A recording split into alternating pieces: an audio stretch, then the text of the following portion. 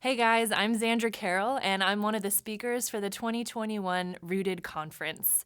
Today, I want to address a common concern for people who are close to accepting Jesus, but worried about what they might have to leave behind. Their question is often something like, if I commit my life to Christ, will I lose my identity? In his book Orthodoxy, G.K. Chesterton penned the following words: "Every man has forgotten who he is. One may understand the cosmos, but never the ego, the self more distant than any star." Is he right? Have we forgotten ourselves? When everyone wants us to join their club and conform to their lifestyles, how can we ever know who we really are? People sometimes think that embarking on a Christian journey means a distancing from the self, sort of a renunciation of what makes us who we are as individuals. And a lot of people fear that they'll have to give up their interests or their talents and become some sort of gray, bland version of the person that they used to be.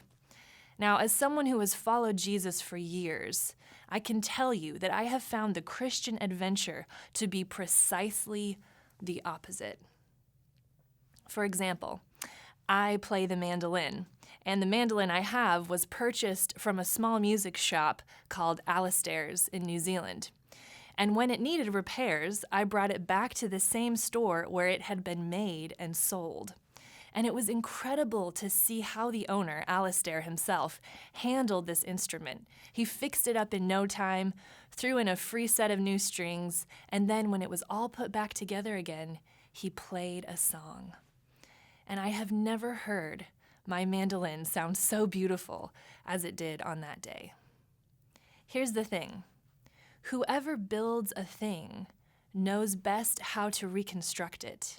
And the one who makes a thing knows all about its inner workings. He knows how to restore it to its original condition because he was there when it was created. And that's a bit like what God does with us. He saw you in your mother's womb when you were being formed, and he sees you when you lie down each night. He sees the worries and the joys. And when you wake up in the morning and you take that first stretch, it's his breath filling your lungs. God knows us in all our vices and virtues, when we're victorious and when we're vanquished. In a world of misunderstandings and bad first impressions, how beautiful it is to be truly known. But let's come back to the question at hand. God knows us because he made us, but how can we ever know ourselves? Are we destined to be more distant from our ego as the stars, as Chesterton said? Well, Jesus offers an interesting promise in Matthew 10, verse 39.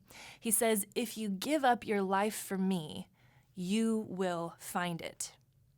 Now, this is a bit paradoxical, but it does make sense, especially if it's true that our life is hidden in Christ, as Colossians 3, verse 3 says.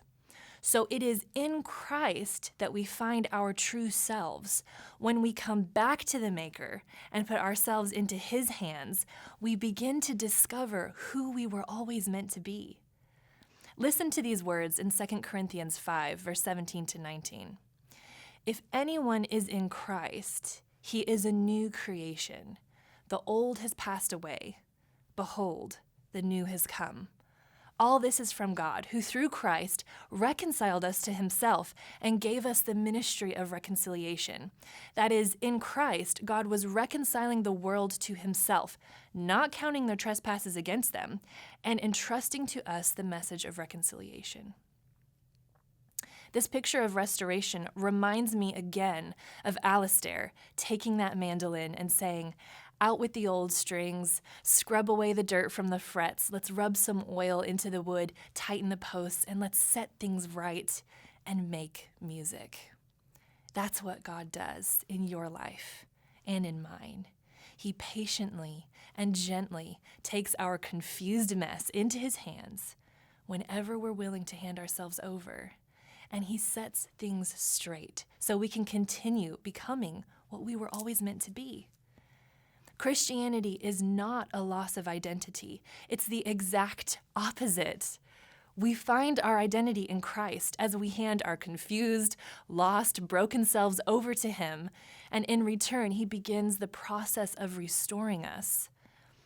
Following Jesus is the adventure of a lifetime in which we discover ourselves as we discover God.